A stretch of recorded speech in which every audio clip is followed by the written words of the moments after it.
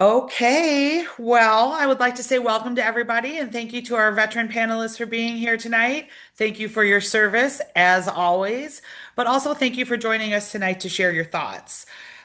This is the final session of the Beaufort County Democratic Party's 2025 listening sessions, which has been a series of virtual roundtables intended to amplify the voices of our diverse communities here in Beaufort County. So tonight, as I said, we welcome a panel of veteran voters to share their hopes, concerns, and priorities. My name is Kathleen Hughes, and I serve as chair of the Beaufort County Democratic Party. South Carolina, and particularly Beaufort County, now plays a very significant role in national politics with our early primary status. Due to that status, 2028 presidential hopefuls are already visiting our state. National media outlets appear at our events to talk with voters about their hopes and concerns. And we feel that this is an opportunity for us to amplify the voices of Beaufort County's voters. Additionally, Beaufort County voters are crucial to winning back South Carolina's first congressional district. And local candidates will soon be running to stop the supermajority up at the State House. So, this political prominence makes you, the voters of Beaufort County, very important people. Through your voices and personal stories, local and federal candidates will gain better understanding of the needs of our veteran community. So let's get started. I'd first like to introduce our moderator, Marquis Fireall. Marquis will lead panelists through a series of questions intended to highlight your concerns. The questions were provided to the panelists in advance. Panelists are asked to keep your responses to 2 to 3 minutes. And finally, to our viewers who are not panelists, please remain muted at all times. If you would like to submit questions, please use the chat box. And if there's a little time at the end, we may address a question or two from the chat box. Panelists, that is optional for you to your comfort level, what you would like to take on the fly, okay? When we're finished, the listening sessions will be recorded and posted to the YouTube channel, promoted through social media, and shared directly with candidates in national media. So, thank you once again. And with that, I will turn this evening's discussion over to Marquis. Hello, everyone. How are everybody doing tonight? My name is Marky Farrell, and I have the privilege of being an American United States Navy veteran.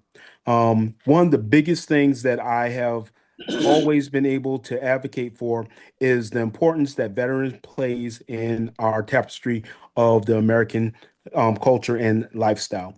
So when I decided that I was going to come home after the Navy, one of the first things that I asked was, how would I serve my community? How would I continue to be useful? And I found that a lot of times that question troubles a lot of veterans. They don't know their purpose. They don't know where they fit in. They don't know how they can help paint the perfect canvas for their communities. So that's what tonight's all about. We want you guys to let us know what is on your mind. Why do you think the way that you do? And we want to hear what you have been thinking about as the year has ticked through. Um, as we ask these questions, there are going to be others who may not be veterans. They may not be family members of veterans. They may not understand the culture.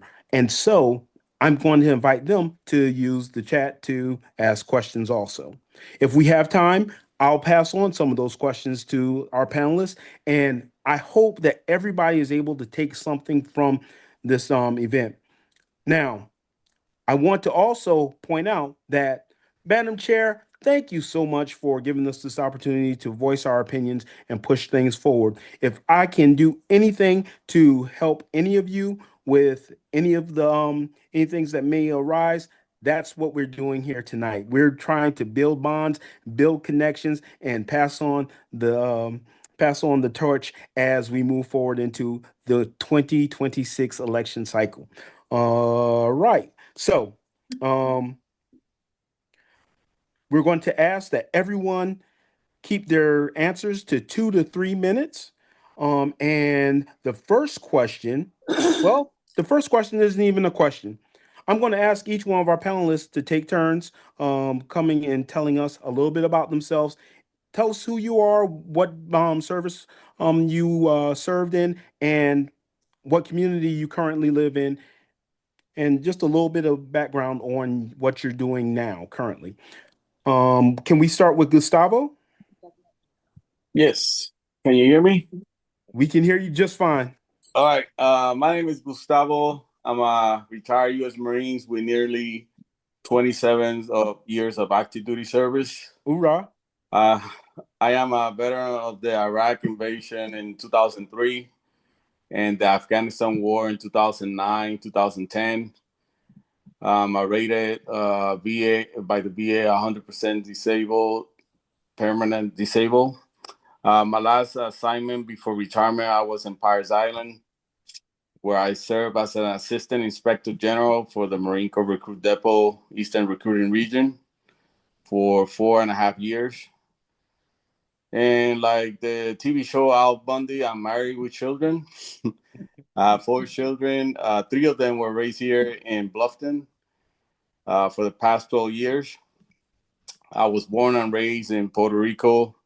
And at the age of 15 years old, my mother moved to Newark, New Jersey, where back in 86, I learned how to speak English. I graduated from high school and I joined the Marines.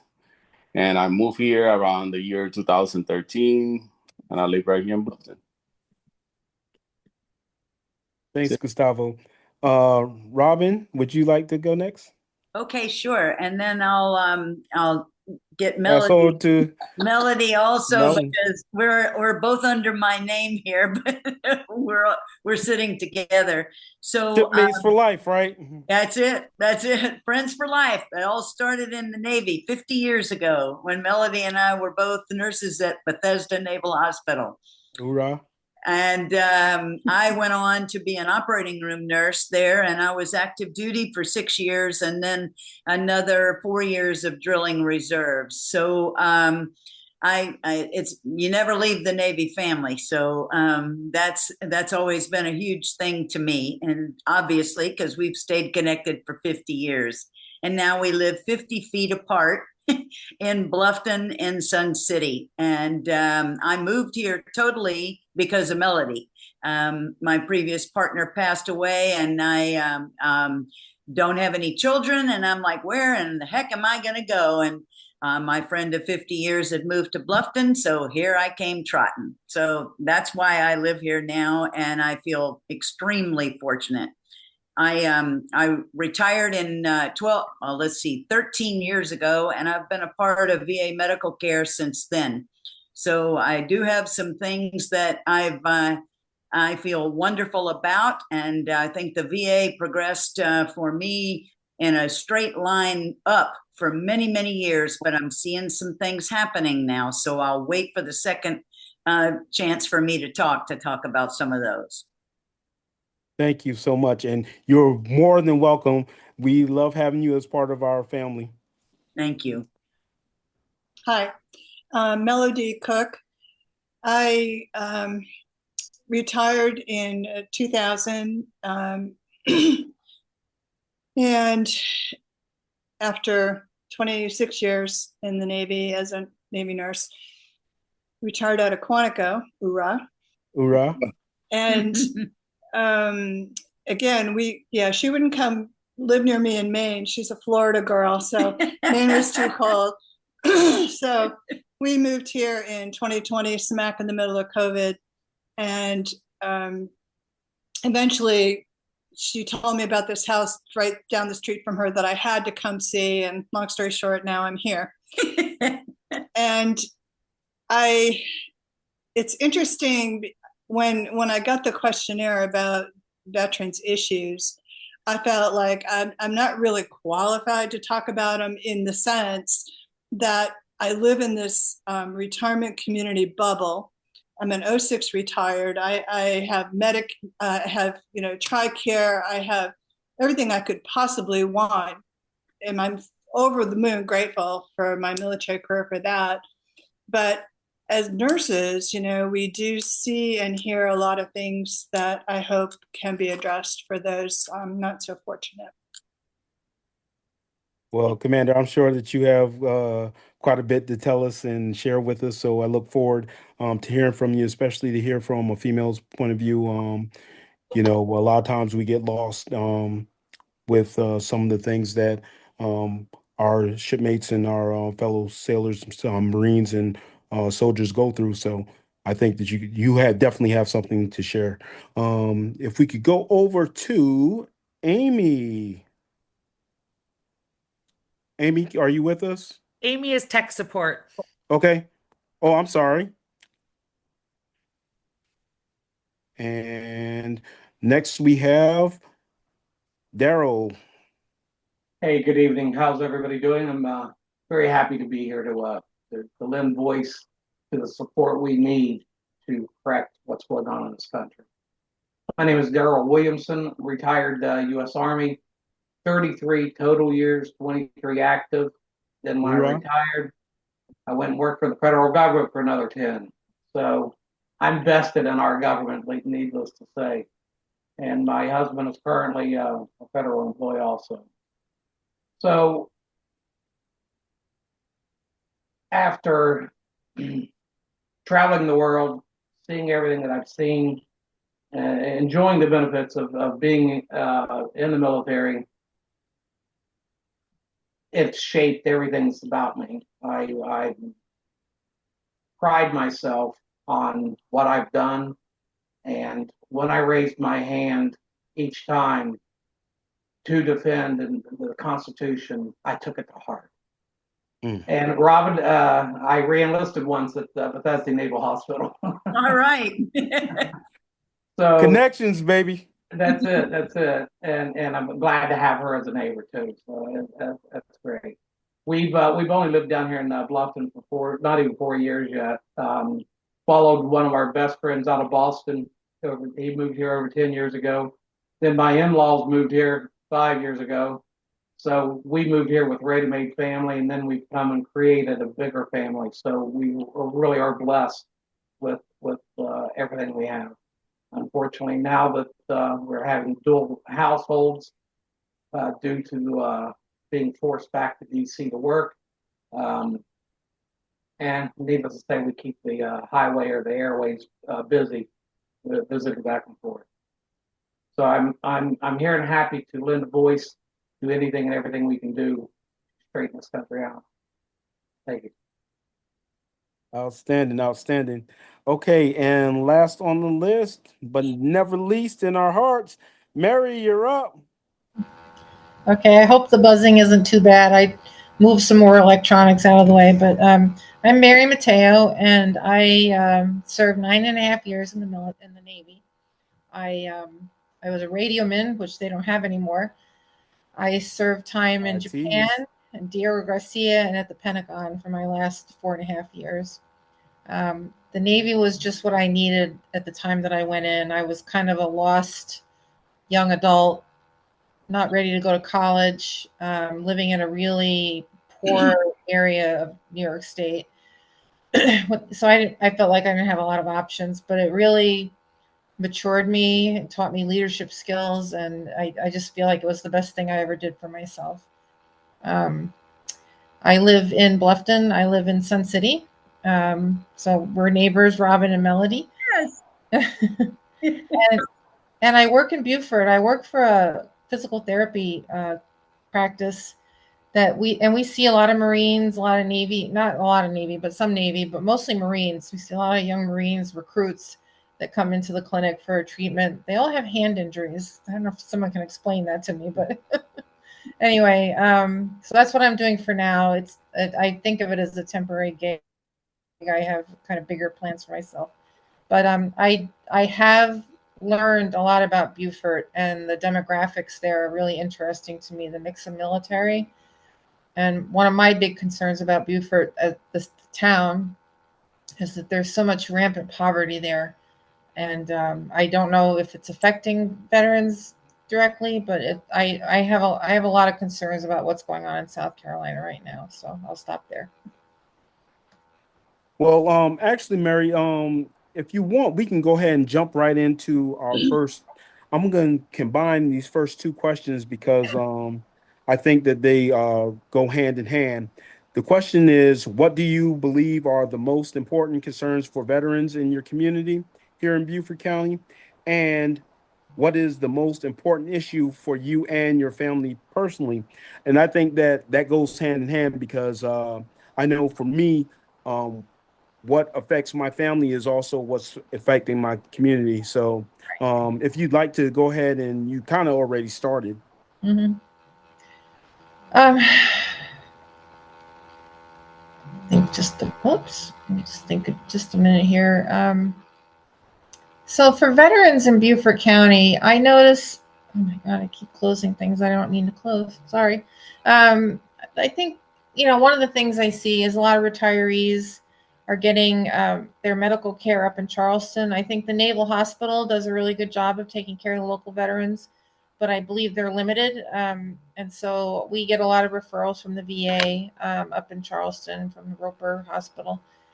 And so that concerns me that people are having to go so far for VA care. And I just feel like, we're this community, Bluffton, Beaufort, Hilton Head, we're a big enough community to provide better veterans care than we do now.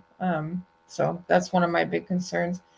As far as my family goes, it's just me and my husband and our dog. But not unfortunately, I did marry a conservative several years ago, and we're at odds about politics. We can't talk about politics, and we are really opposite ends of the spectrum. I'm about as liberal as you can get, and he's about as conservative as you can get. So it's this current administration, or as I like to call it, the regime, is creating a lot of issues for us as a family. It's hard not to see everything that's going on and not come home and talk about it,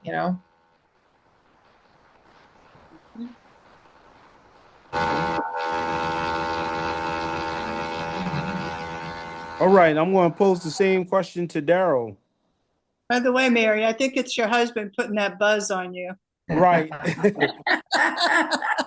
I'll second that. Thank you, Marky. I too, like Mary, believe that healthcare is one of the biggest issues here in Bluffton, Beaufort County. Because I have had the experience of having multiple locations, starting in Massachusetts, where my healthcare at the Boston VA was phenomenal. Moved to DC and lived there for almost 8 years. And again, my primary care for those entire 7-8 years that I was there, she was the same doctor, and she truly was invested in my holistic health care.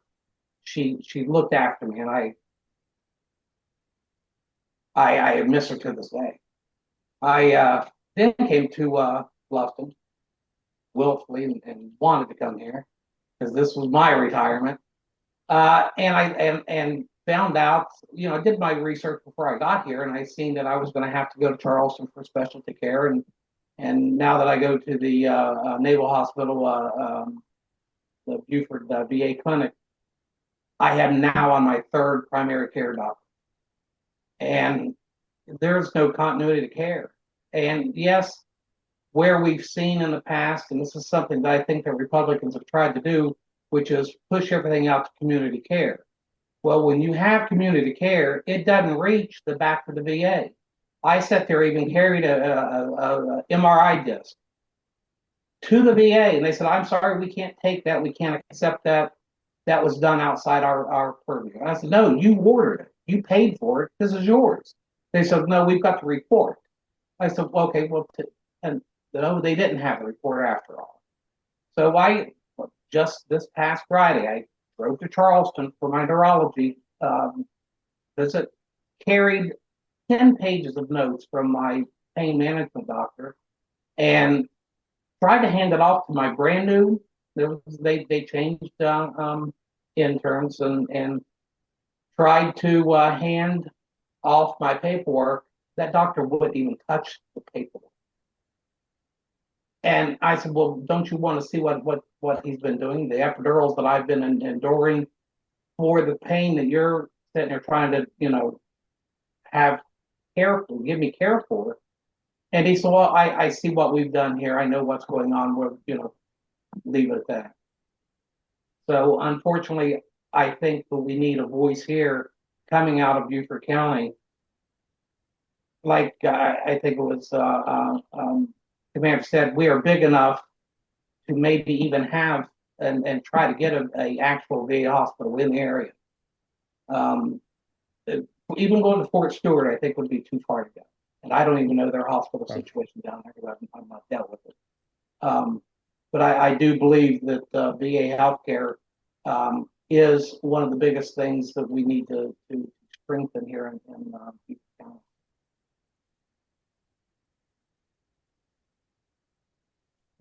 Yeah, I definitely agree. Just want to jump in while he said that, because if for no other reason than Paris Island is huge and so many people retire here because of that, and Charleston, and Beaufort Navy Hospital, it is kind of a center for retirees to come back to. Warm weather. So you're absolutely right. And again, real quick, I do believe that it just seems like there's a lot of check boxes. That's all they're there for, to check a box. And I just had my well, it was biannual, and she said, well, you're doing well enough. We're going to take you back to an annual visit. And it just seems like, unfortunately, we're not getting the care that I think we.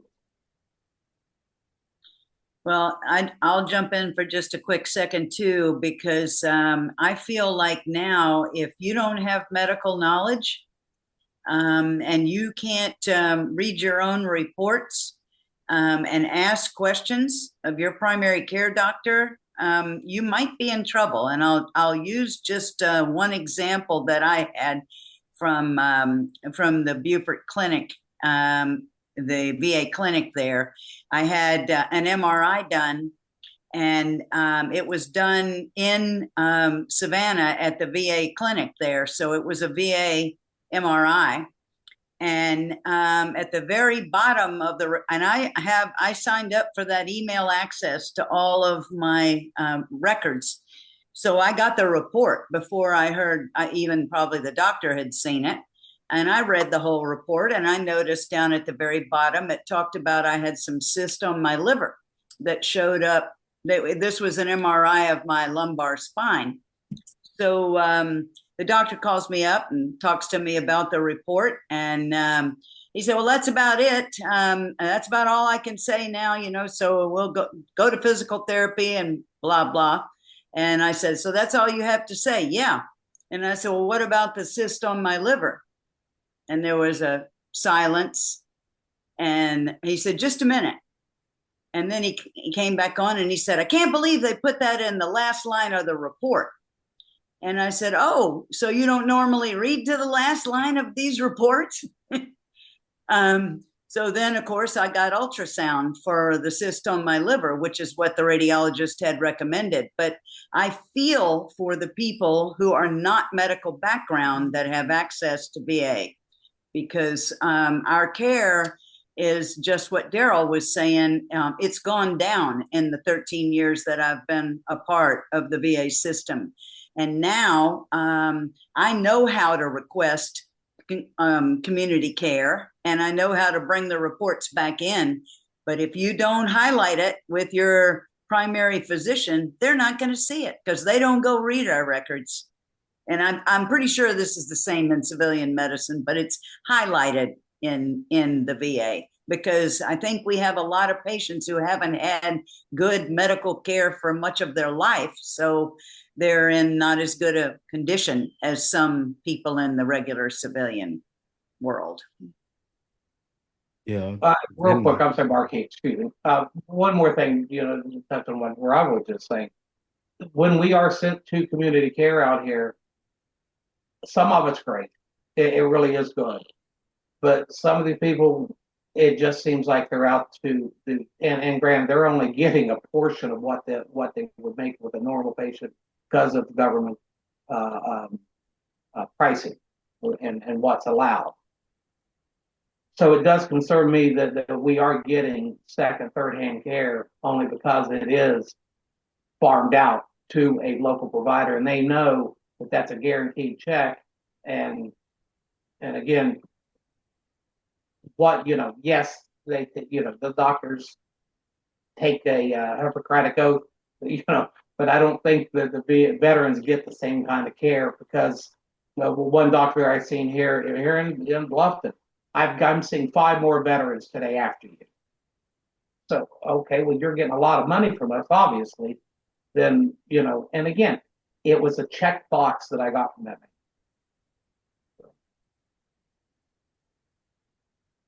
Gustavo, same question. Yes. Is there anything that you would like to highlight as being a concern for veterans in the community or for your family personally?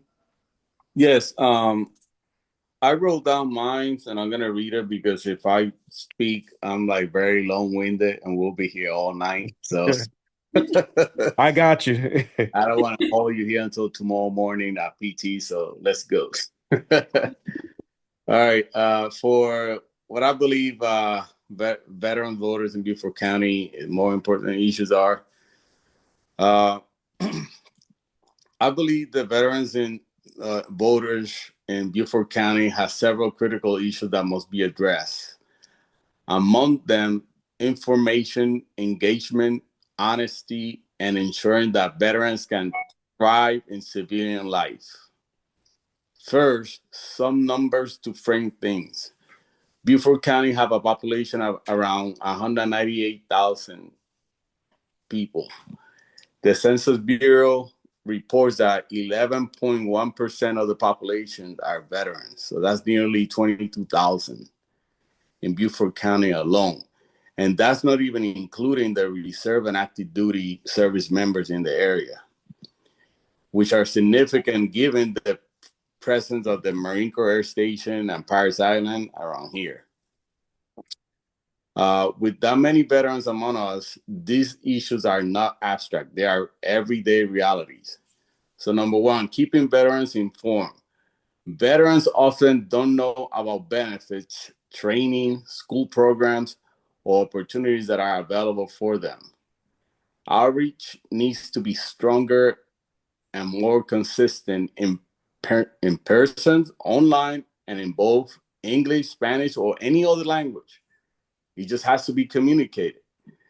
So the community has to outreach in many ways. I know a lot of people say thank you for your service and all that, but that's not enough. You got to reach out there, like reach out, not just when voting time comes, hey, I need your vote. You need to reach out for that veteran that has PTSD or that just got out with 4 years and he needs to find a job. You need to reach out then, not when you need a vote. Keep veterans engaged. Combat leaves marks, sometimes invisible ones. Veterans need ongoing engagement through community involvement, volunteering, wellness programs, and support networks to stay grounded and focus on the present.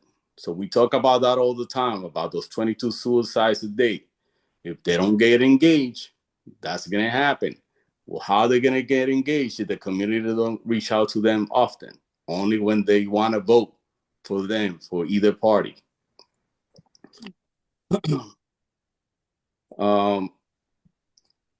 So the truth, transparency, and honesty.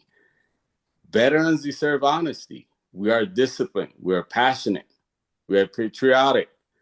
But we are also human. Too often, lies, misinformation, and disinformation are used to influence population, to sway elections, or even incite intimidation and violence. We all witnessed the attacks in Capitol Hill in January 6, 2021. A lot of them were veterans that got lied to. Veterans recognize these facts. Many of us were trained to spot them in combat zones. We were being misled by them at home. That's why honesty and transparency is leadership and non-negotiable. active duty and reserve, transitioning and getting out from the service, need overlap with veterans, healthcare, job transition, and family support, like we already mentioned.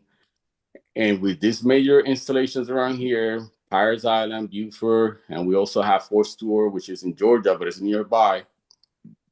We have a large connection with a community that must be part of the conversation.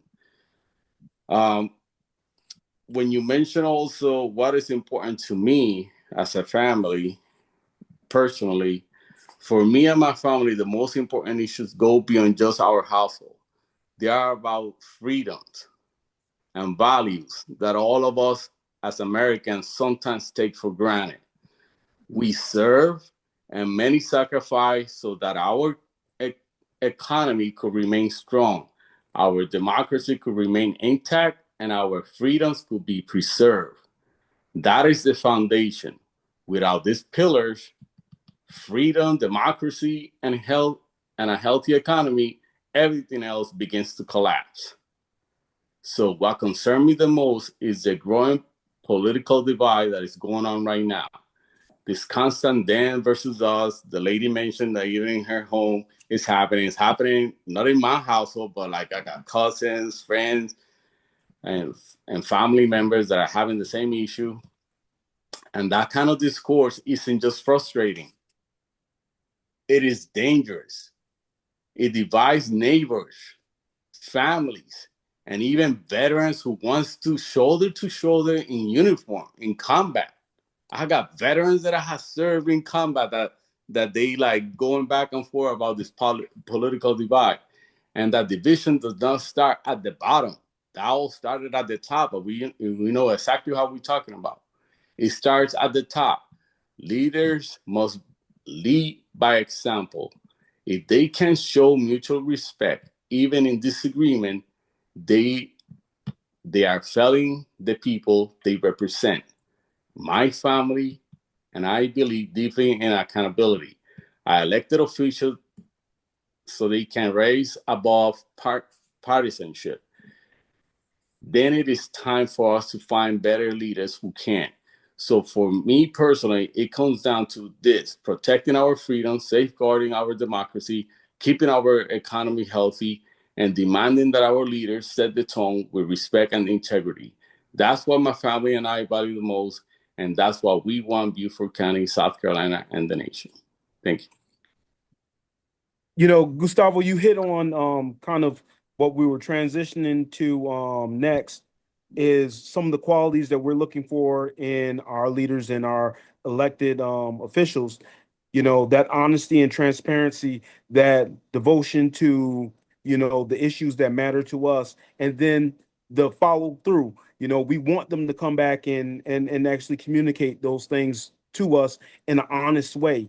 You want someone who's going to actually cut through all of the partisan divide and give us back some kind of, you know, reverence for American values. So I really get that.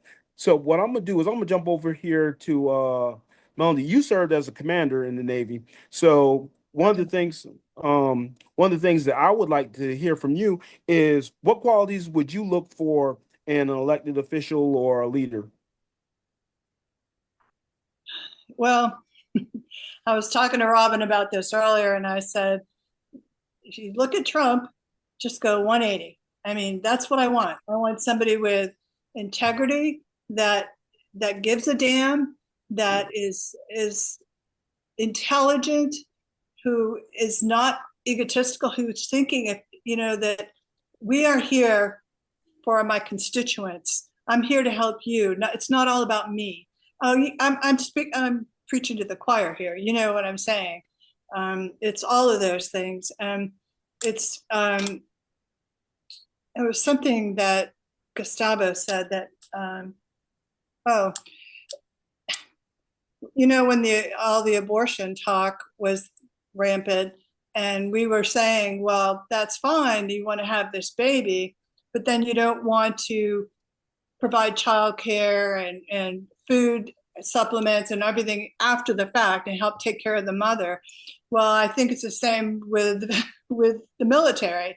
You Right. want us to join, you want us to serve, you want us to go to, look at what you did, Gustavo, and how many tours you had and put your life at risk. And yet when they're out, Too bad. yeah. I mean, it's not that they completely just let you go, but I just don't feel that, especially when you have a commander in chief, in name only, I will say, that does not understand the military and what it means. And I feel like in terms of doctors and so forth that need to be, the VA doesn't attract the best doctors. So how do you do that? You have to supply the funds, and we are supposedly going to have that new VA hospital one of these years near here. Yeah, clinic. A clinic, rather. Is it a hospital clinic? Clinic. Clinic. But to staff that, you have to attract qualified staff. I mean, not only probably did they not get to the end of the report, part of that is because they're too few of them and too many patients. So their patient load is high. So there's all kinds of things within that need to be balanced out. I worked at, I was the director of clinical services in Quantico when I retired. And I was right there when TRICARE first came in. And you want to talk about people who were just crazy mad. Nobody was happy. They just wanted to come in, get their care and go. But what do you mean I have to pay a copay? What's that? I have to make an appointment? I'm supposed to just go to sick call. So looking at how do you balance, that was part of my job, was to try to keep everybody happy. And they're like yelling at me like I brought TRICARE in. But the point being, you have to have that balance of available staff so that they have a decent patient load, but also to get the quality of people in there that you need. I'm not sure I answered your question about leadership, except to say that leaders have to be down in the gutters. They got to know what's down there at the bottom. They can't be getting whatever drifts up to the top. Yeah, I'd like to jump in right about that exact thing. One of the things that's most fearful for me is access to care.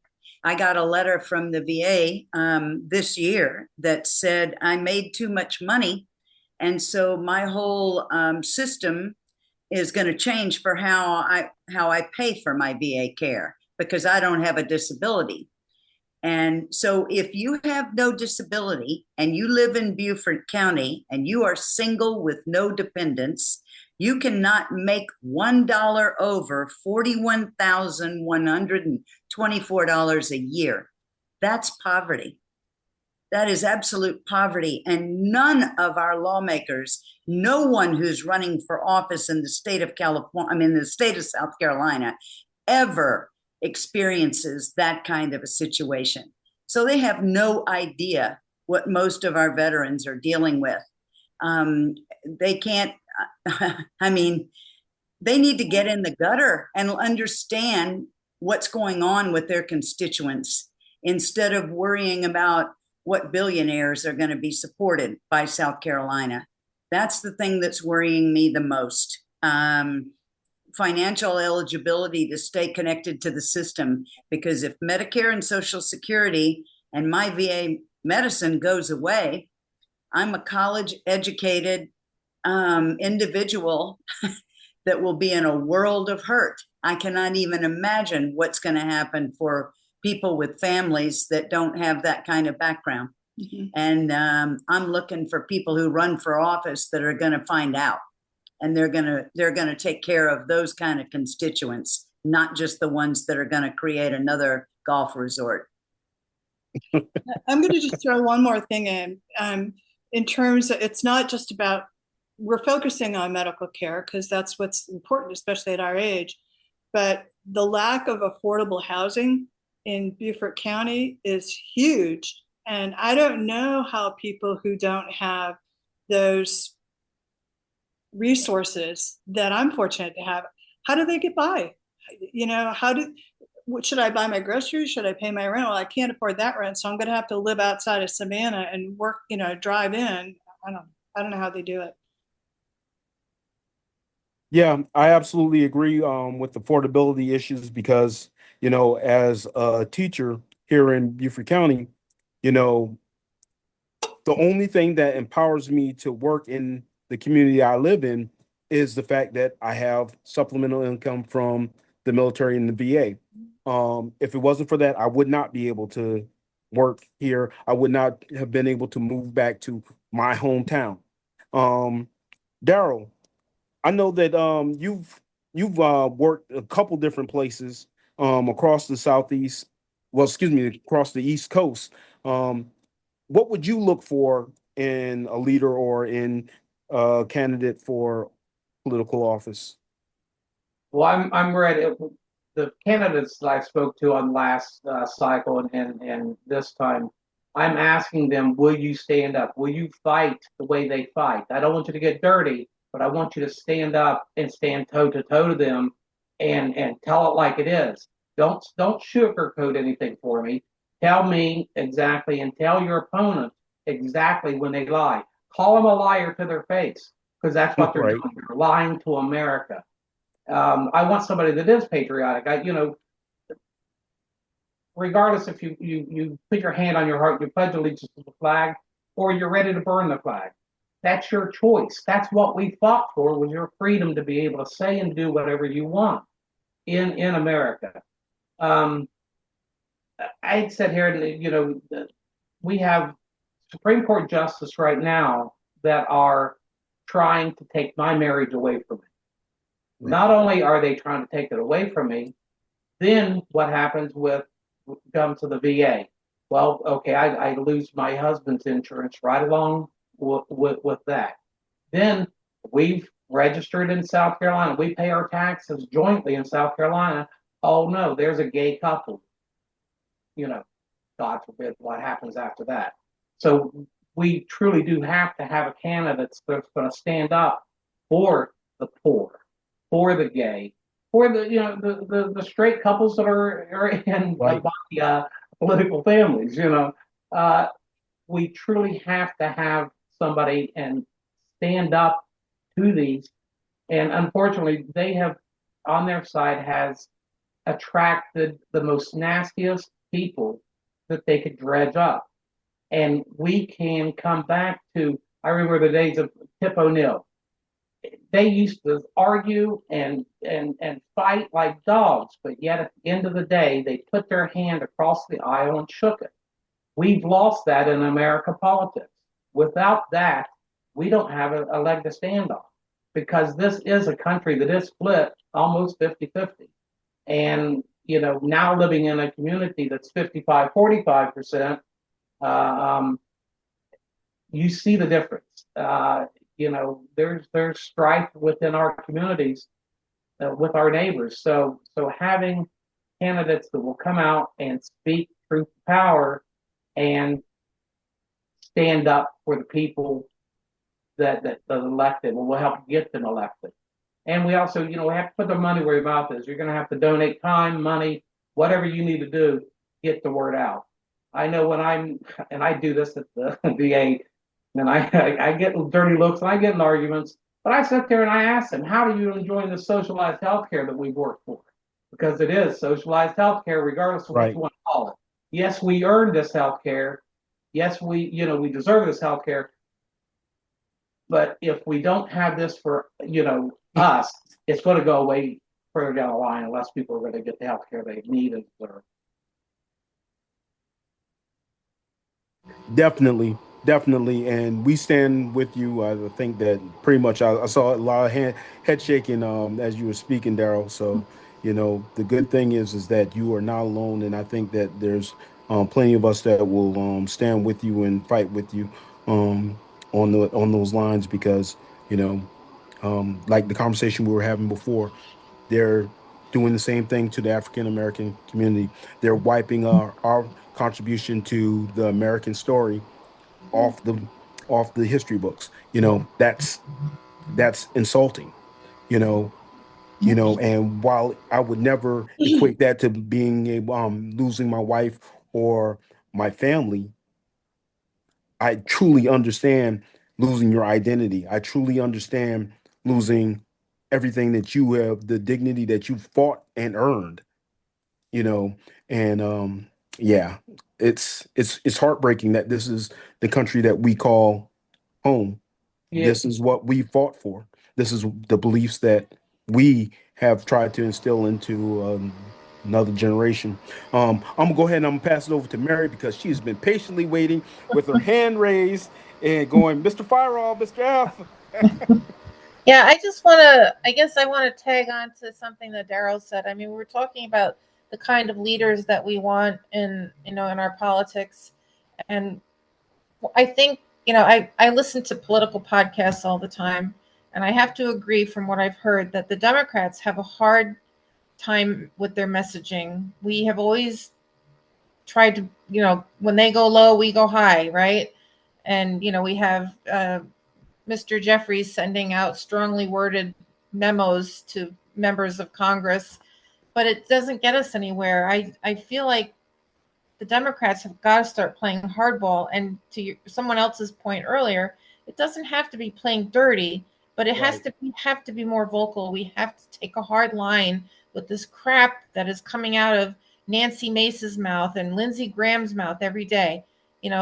Sucking up to the president and calling people names, tranny, tranny, tranny. It's disgusting. There has to be some kind of decorum, but yet it has to be.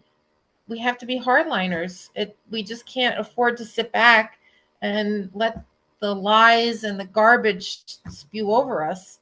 And that's what I'm looking for in a leader. I want someone who would think, and I point to Gavin Newsom. People may not like what he's doing on social media, but he is fighting back. He's doing it effectively because people love it. I'm just appalled. I'm appalled at every day at the rhetoric that's coming. And that we need leaders that can work their way around that and speak truth to power and be tough about it. We just can't lie back and, do our strongly worded memos and letters. We have to be, we have to be hard about it.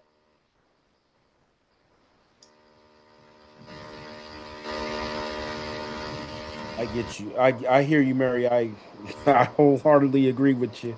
We're gonna move on to the next question, and I think Daryl, I'm gonna kick this one to you because I think that this is one that you may inspire us on again. What is your greatest hope for the future of Beaufort County or South Carolina? well, I'd love to see a Democratic governor here. That would be the first thing. Even our representatives, if we are represented by who we truly are, we will find a centralist candidate that will sit there and represent us all. I moved here for retirement. I moved here to relax. I moved here, but I am on edge constantly now because I don't know what's going to happen to me, my family, if this country continues going down the way that it is. But for South Carolina, I truly hope we elect the leaders that we deserve, and actually enjoy where we are, and not have to worry about where we are. I get it. We're gonna jump up to Gustavo. Tell us what Beaufort County would look like in the future if you had your say. To me, I really want, like, what this place is good. It's been good for me. I found this place not in a unique way. It wasn't like I knew that I was gonna land here. You know what I'm saying? It was like I was deployed, and I was gonna send an email to my wife. Hey, like, I gotta send this email to my wife because I was getting ready to go on. I was an interpreter manager, so I was gonna go on a mission. And I said, if I don't send this email, I don't know if I'm gonna like talk to her again or not. And then when I was gonna send her the email, I found in Yahoo, it said best places to retire. This is back in 2009. And it says low country. So I'm like, what is low country? So I clicked on it and it came up and it said low country. This is the best place to retire. Right now it's 2009. But if you buy a house around 2012, 2013, yeah, you know, you're going to be doing great. So I'm like looking at my watch. I'm like, wow, I just got here in 2009. I'm in the middle of Afghanistan. The chances of me making it out of here, you know, so I was there for a whole year. I made it out of there. I ended up re-enlisting. And then when they gave me the opportunity to pick my duty station for the first time ever in the Marine Corps, then I say, send me to South Carolina. Where? Somewhere near, you know, low country. Low country. and I landed here, right? So I say that to say that, you know, I landed here by the grace of God, right? So I'm here, you know, I'm in South Carolina, and and I get my house, my first house, my family, and it's great. But I've seen things change. Right. And sometimes I don't like it. And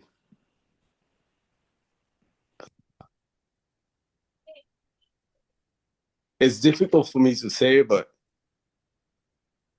all this thing that is happening,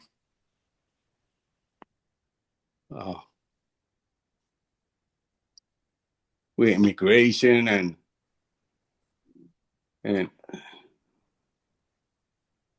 you know, I always tell people, treat everybody as you want to be treated.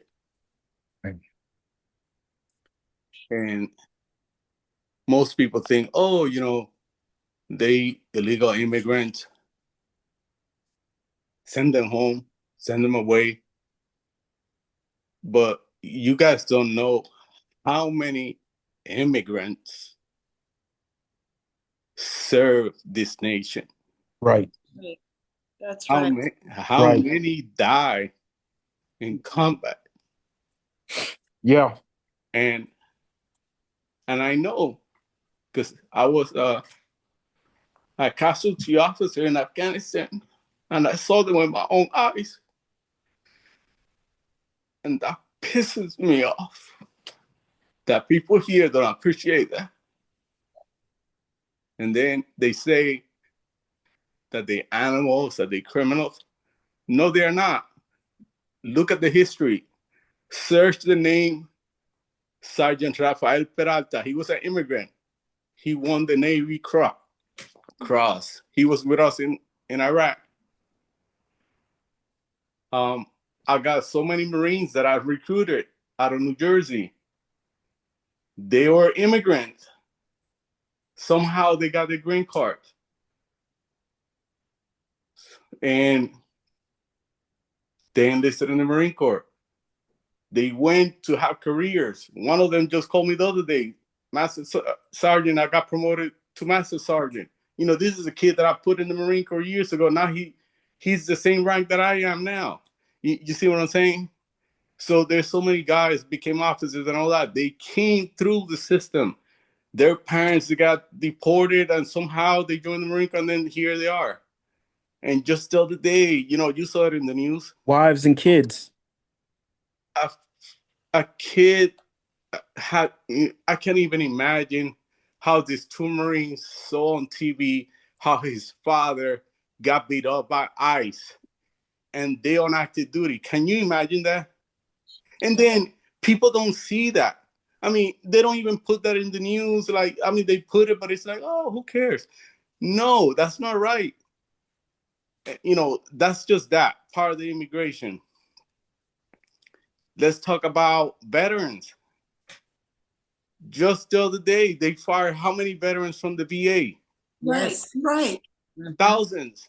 That affected so many people. You know, I get Marines that still call me to this day when they stress and distress. They call me. They call me from different places from different states. I always tell them, hey, if you stress, give me a call. They call me. And I say, so what's going on? Well, I couldn't go to my appointment. Why? Because the freaking psychiatrist is no longer there. They got fired or whatever. And, little things like that for you or for me, but for them is a big thing. Why? Because they couldn't go to their appointment, because they got fired, because they got let go. You understand what I'm saying? So, but then I say, well, let me find out what our local leader is saying about this, because maybe Nothing. she's engaged. Nothing. So I search online just to see what have they say in favor of the veteran. Nothing. Zero. Nada. And this 22,000 veterans in Beaufort County. So I can't wait. I can't wait until I have her in my face so they could tell me, what have you done for me? Or for the veterans? Not for me. I mean, I'm being unselfish. What have you done for the veteran community when it came down to that point? You see what I'm saying? So honestly, be honest. Why you didn't say anything about that? You could have stood up and say, hey, I don't agree with that, Mr. President. I'm in your party, whatever. I don't agree with that. Don't mess around with my veterans, right? But they didn't. Why? Because they want to protect their backs. It's not working for the constituents. And this constituents here is 22,000 veterans. Now, I don't want to keep the whole night, but I'm talking with a passion because that's what happened. So all these things that's happened with all the veterans and all this shit that's happened with the immigrants, especially this week and all that, I mean, it hits me with a core, because I know it's affecting a lot of kids, friends of my kids, and it's affecting a lot of the families, and I know it's going to continue to affect. And I've seen it happening before. I've seen it happening to some of my family members that were Marines. And I don't even know how even you could serve while you're on active duty when it's just happening to you and your government is doing this to you and to yourself. I just don't understand how that's going to work. But anyway, I'm done speaking because I could keep going here forever. When does the sheriff get reelected? I believe. Tanner, the one. Kathleen, do you have It is 2026, my friends. Yeah, I was going to say, because he just let ICE walk all right in here. Yeah. And Gustavo, I don't want you to feel like you're in that alone, because, I have to deal with the same thing that you're just saying. When my friends ask me, why am I, patriotic? Why am I so gung-ho about my Navy? Why am I so gung-ho about the military and everything that comes along with it? When my country disrespects my culture, it disrespects me as an individual. And I go back to what my father told me. This is our country too. And the reason that we fight for it, the reason that we stand for it, is not because of what it has done for us, but because what it can do for our children.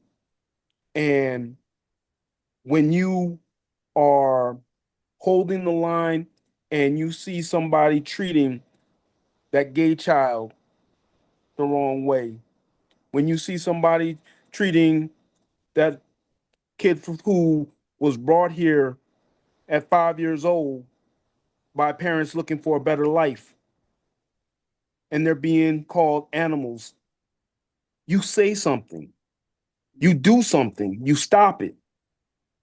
And here in Beaufort, that's one of the things that brought me back here, was that I really hoped that we could change our way of looking at things. So don't ever feel ashamed or ever feel that you say too much advocating for your community or advocating for what could be a better Beaufort, a better South Carolina, or a better United States.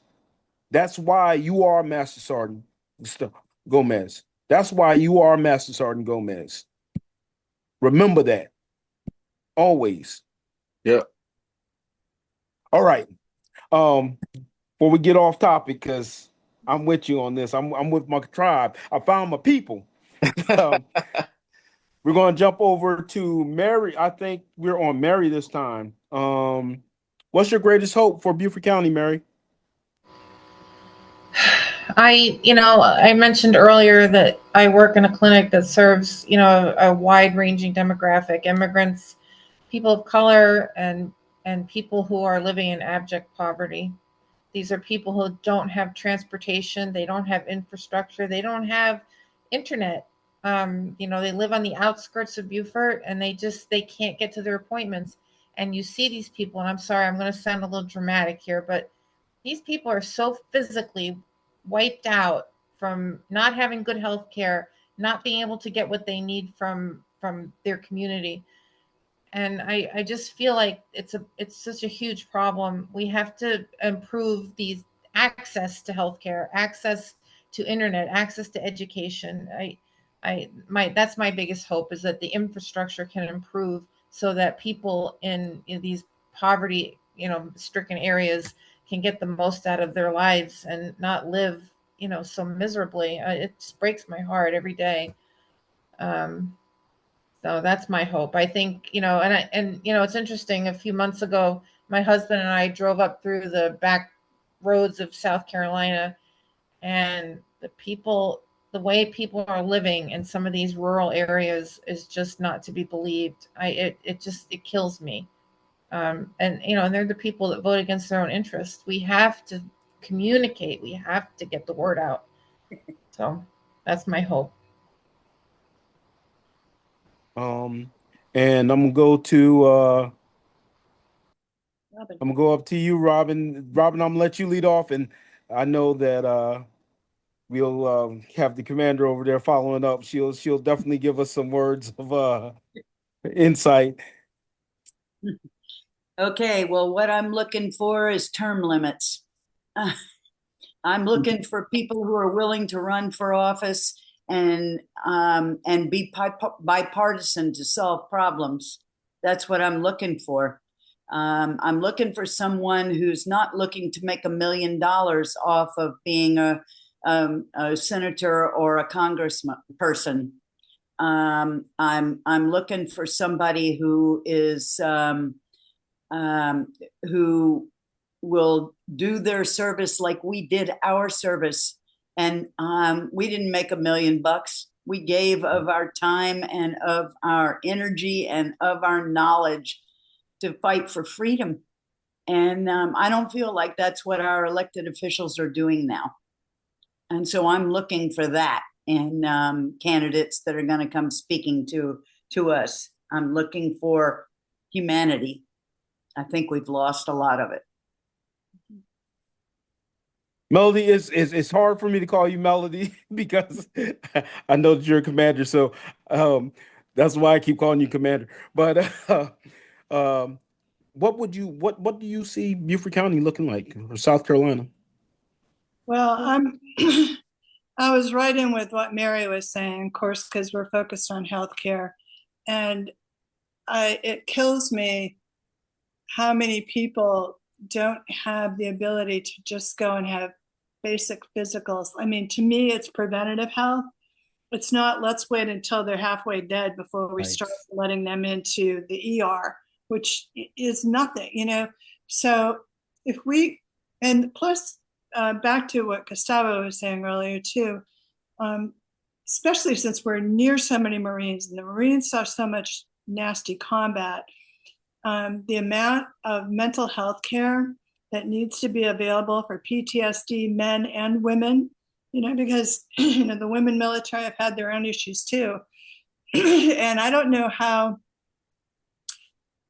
in fact, I wouldn't mind having something a little closer in Bluffton area, instead of having people, like you say, if they don't have transportation, why can't we have something close by that could be a drop-in center or something that's at least near, because like you say, there's Bluffton with these nice communities, but there's also just a few streets away those that don't have transportation or healthcare, any of that. I don't even know where to go.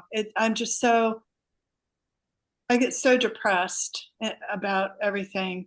I'm like, done. I'm done. I can't, there's nothing I can do. And then the next day I'm like, God dang it, somebody has to fight this fight.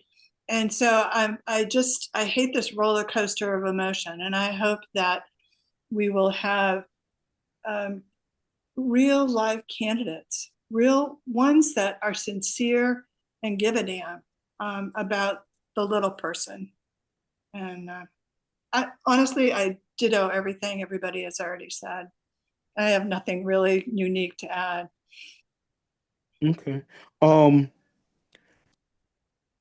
This was a recent addition. I'm going to hold off on our last question, and I'm going to ask this question that was posted in the chat because I feel that this is one of the most relevant conversations for this panel, particularly.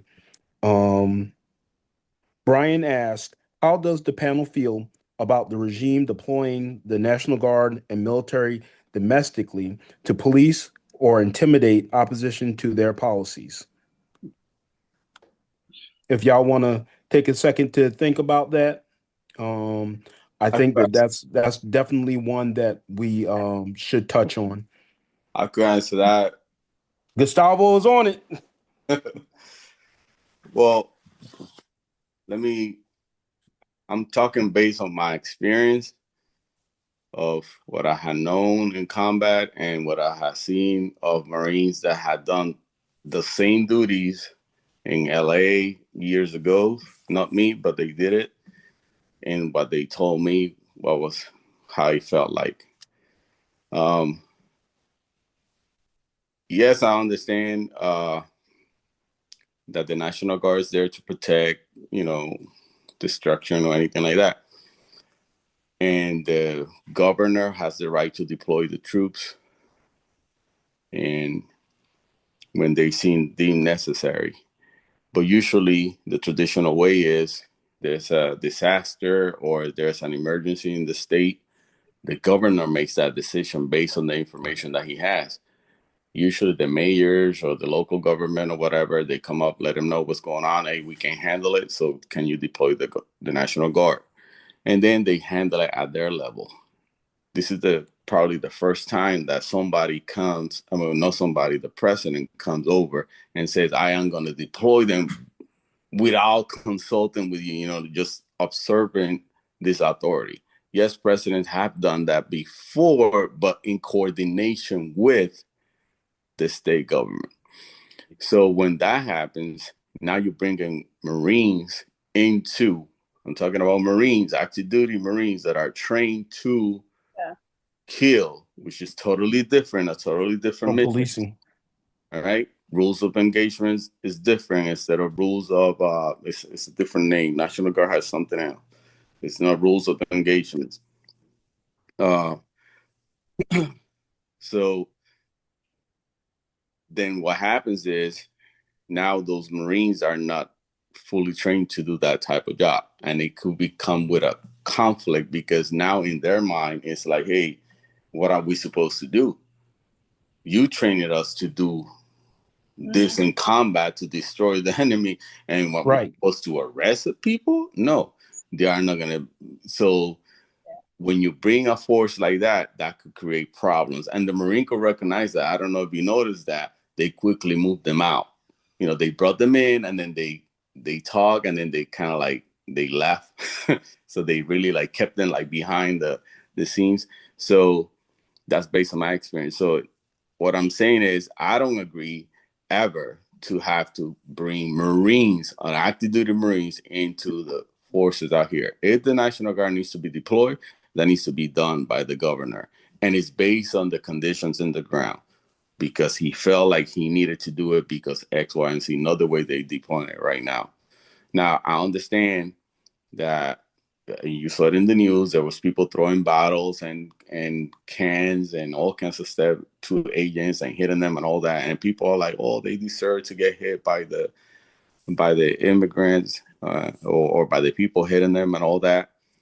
There shouldn't be no violence in the street hitting agents or anything like that.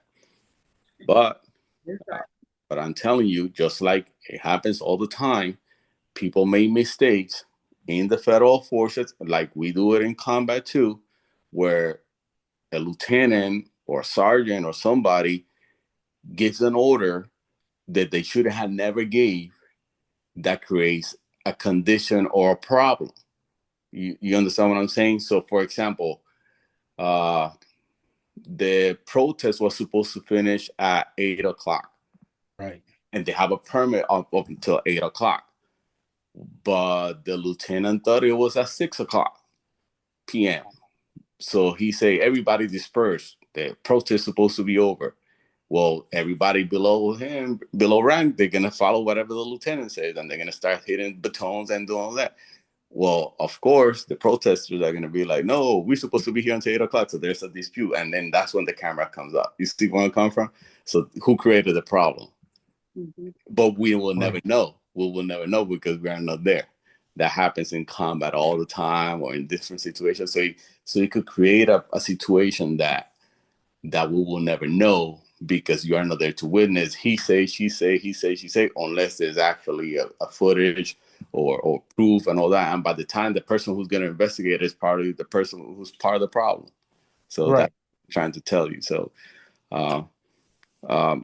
that it creates a problem when you have combat troops in civilian population, because that's not the message that you want to send out there, especially people doing what they're doing right now.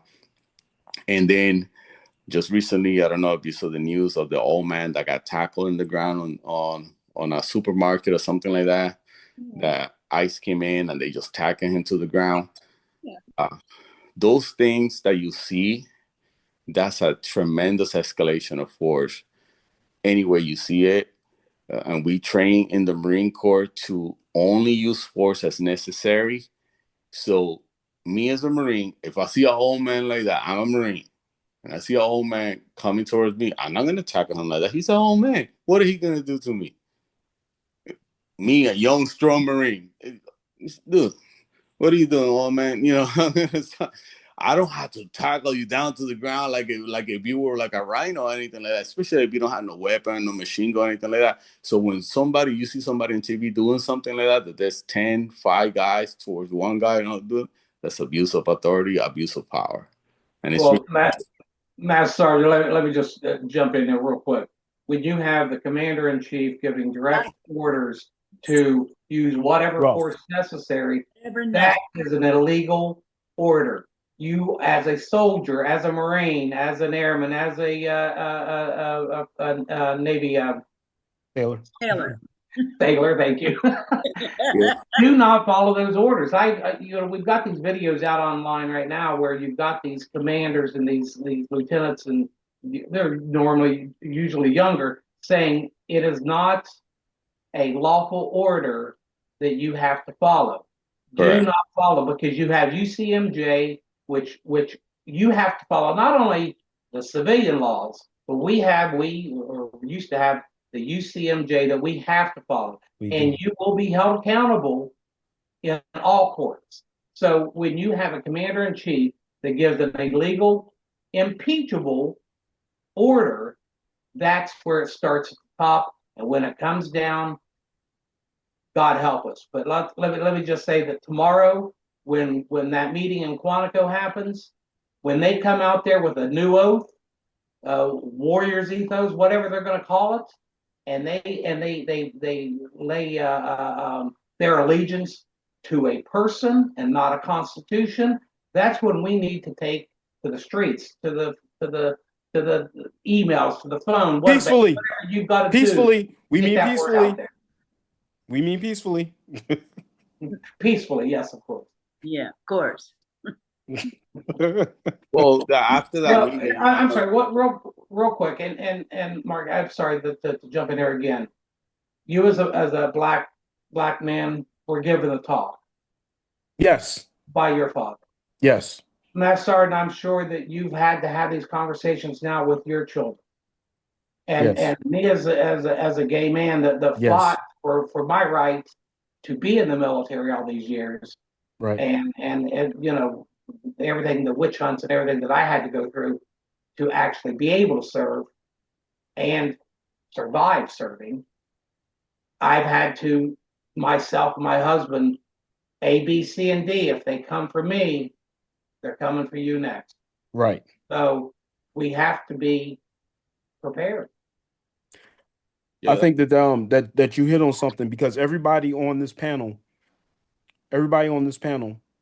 is not what the typical American citizen was envisioned to be. Everybody on this panel is not what the typical soldier, sailor, Marine, Guardian was envisioned to be. But we all said we will support and defend the Constitution of the United States. And that's one of the reasons why I feel that this panel is definitely one of the most diverse and most qualified to speak on the current status of where our country is, the democracy that we fought for. Um, our last question is a question of, that gets to that point. Would any of the panelists like to address specific pieces of legislation or a recent court decision or title change? Um, how does it affect your family, your business, or your community? And respectfully, I'd like to jump in on this one, because I think that the biggest issue that I have right now is how we have behaved towards our foreign partners in the world. And the reason why I say this, again, I think that me and Gustavo have a unique way of looking at this. I have military age men as children. I have a son that will be turning 18 at the beginning of the year. I have another son that's 16 years old, and both of them are looking at some kind of service. I worry about the draft being called back. And as we know, that when the draft is active, it affects people of color and people of low economic standing the most. We often get left blindly into a war that does not impact us directly, but will affect us for generations. When I say that, I say, look at the Vietnam era. I say, look at the Vietnam era. You know, how many people came back to the United States and from poor communities with mental health issues, and there were no mental health providers?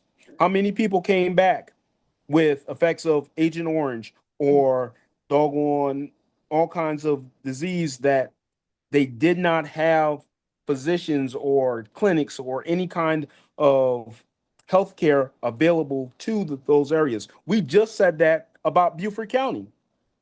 You know, a lot of these things you don't find out until you're 50, 60 years old that you're affected by, and there's no one there to treat you. So you go from being this perfectly fit individual who is a war machine to someone frail, unable to provide for their family. It creates generational hardships, and the VA says, well, I'll give you a couple dollars until you die. That's not right. So that one thing leads to a whole cascading list of things that I feel will affect my community and me personally, my family.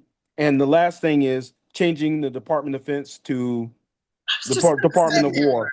Just gonna You say, know, the way that changes the footing, yes. the approach of our national outlook on the world, and how we will deal with adversaries and partners alike. You know, that's a problem.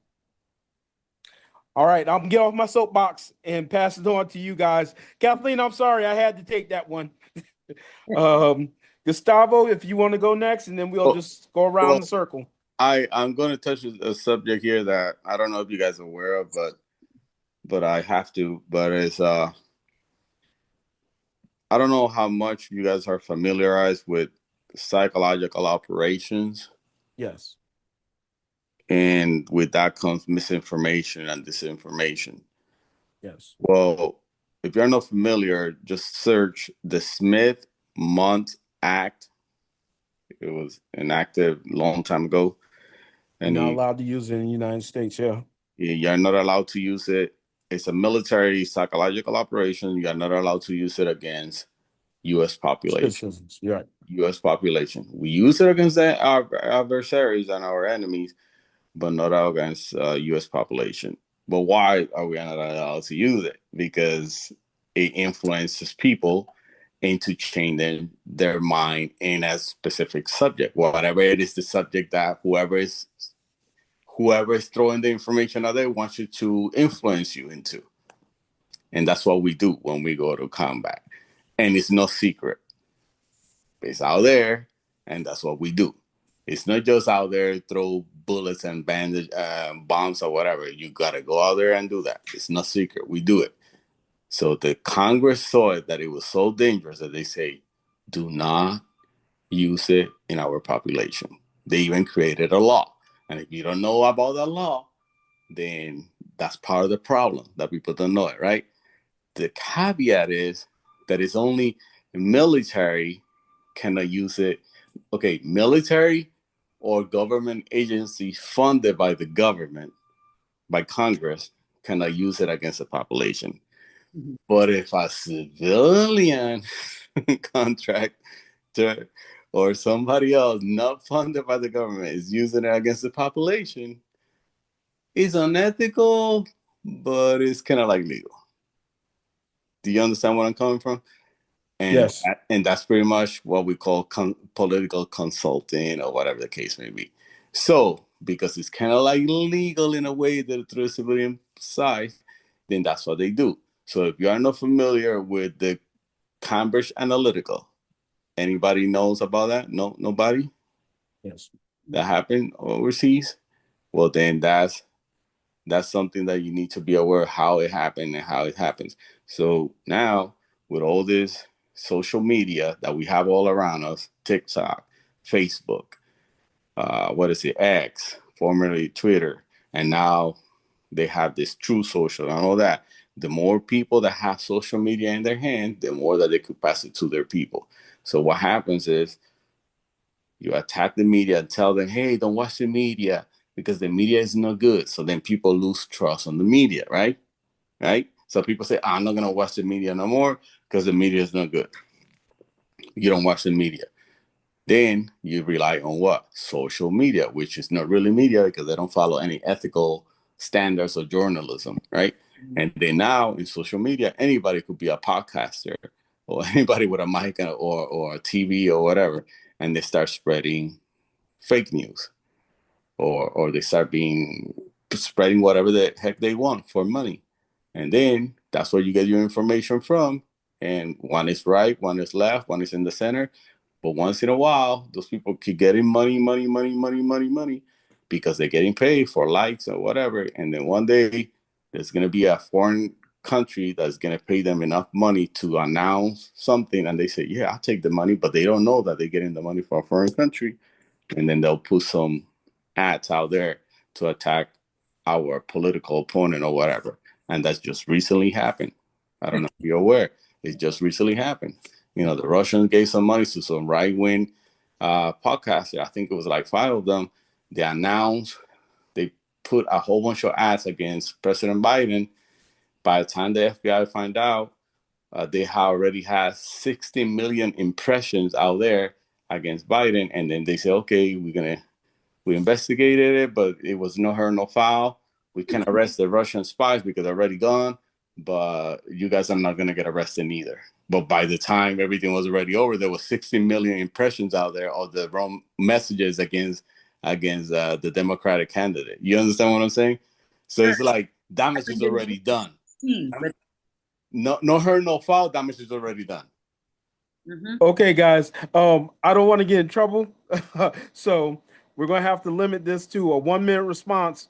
But I want to hear from everybody else. Same. Give us that one thing that has really got your goat. One thing that's really got our goat. Yes, ma'am. One.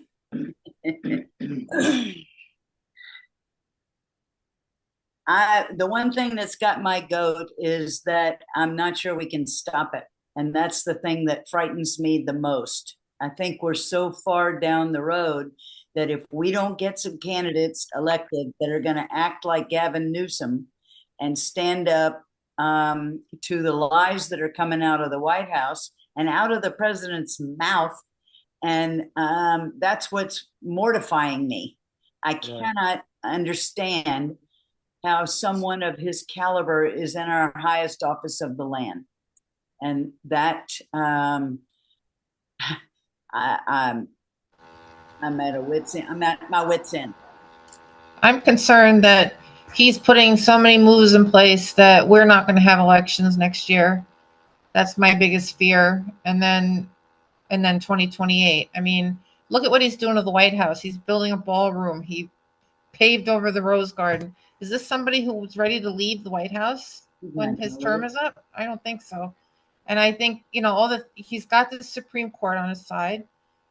His DOJ is operating for him. It's, I'm scared for next year. I'm really scared for 2026. We need good candidates, but it's all going to be for naught if he continues down this road.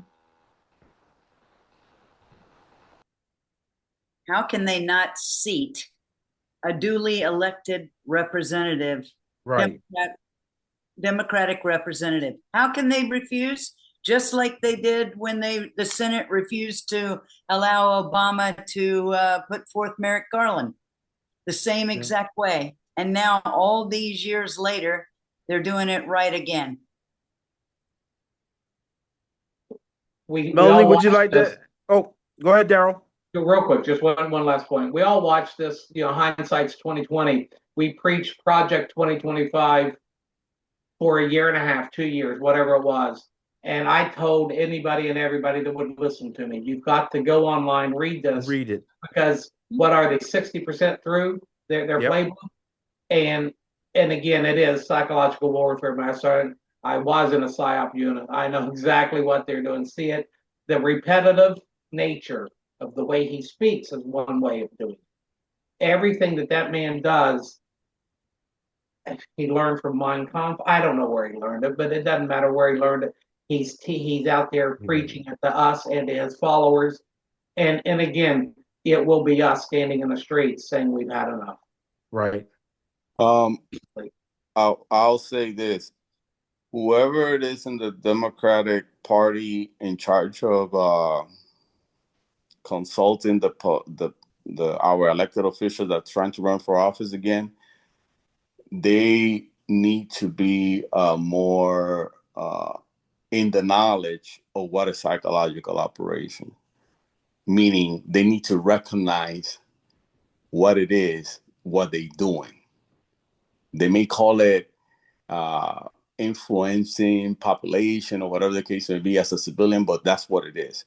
And in order for you to defeat something, you need to recognize it first. If you're an alcoholic, you need to recognize that you're an alcoholic. If you're a drug addict, you need to recognize that you're a drug addict. And then once you recognize the sign, then you treat it, right? So just like in the military, we recognize when our adversaries are doing psychological operations against us, and then we know how to counter that. We, meaning the Democratic Party, needs to do the same.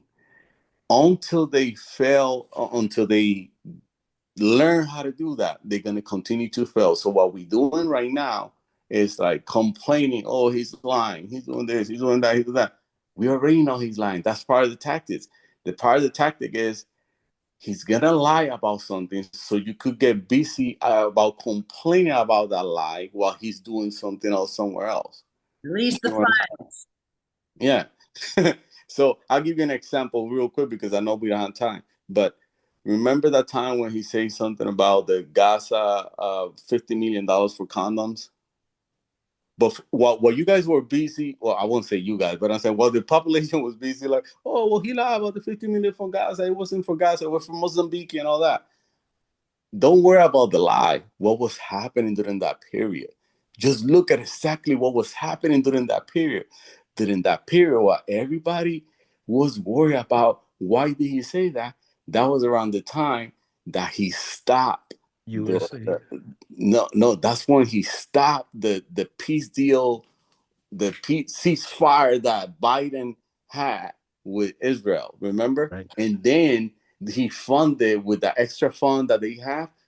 He funded back the Israel in the back burn. So it was easy for him to get the support because it was like, oh yeah, Gaza is getting condoms for 50 million. So everybody, oh well, no one, okay, it's fine. Forget about the peace deal. Let's go ahead and finish it up. And then look at the mess that we are right now. We're having a genocide. But see, for every little lie, there's something behind it. Same thing like in Springfield. Maybe we needed a few votes just to get them over the edge. What can we do to get those Republicans or those middle guys in the middle just to get to vote for us Republicans? From their point of view, let's just make a big fat lie that the Haitians are eating cats and dogs. And they say the Haitians are eating cats and dogs, and everybody chomp ate on that. And they say, I'm not going to vote for no radical Democrats and this, and they voted for them, and then they got them over the hill. See what I'm saying? So there's always a psychological operation influencing the population. And I'm telling you, if we learn how to recognize that, you see it, you will see it. You'll recognize it when you see it, because I know it. I can recognize if I'm out of way, but by the time you guys recognize it, then it's already too late. So people that are engaged in that, they need to know it so you know how to react to it. And then the politician has to talk to the truth, say the truth all the time, say the truth all the time, all the time. Don't stop, and counter. But until then, it's just gonna be like swimming against the current, and you're gonna lose the battle. So that's how they're winning. I'm telling you, that's how they're doing it, by lying at the right time, not just lying anytime. They precisely doing it. Okay, we're about to do this. Let's do it right before, right after, or something like that. Mm-hmm. Oh, I'm just going to add one other thing in terms of fears. My fear is that with all the redistricting and gerrymandering, everything that went on, I worry about the fairness and of this election, or the legitimacy of this election, in terms of our votes, messing around with the voting machines and the ballot boxes. And No, I can speak to this, Mary. I will tell you right now in South Carolina that our election machines are still quite secure. So I want you to know you can reach out to our party if we can ever help, anything that we can do. And of course, if you want to come and volunteer, you reach out to me anytime, my friends. Thank you so much for lending your voices tonight. I'll shut up. reach out to me if you want to knock on some doors and say Helena. We're about to get started. Good night, everyone. Thank I'll you. feed you. Bye.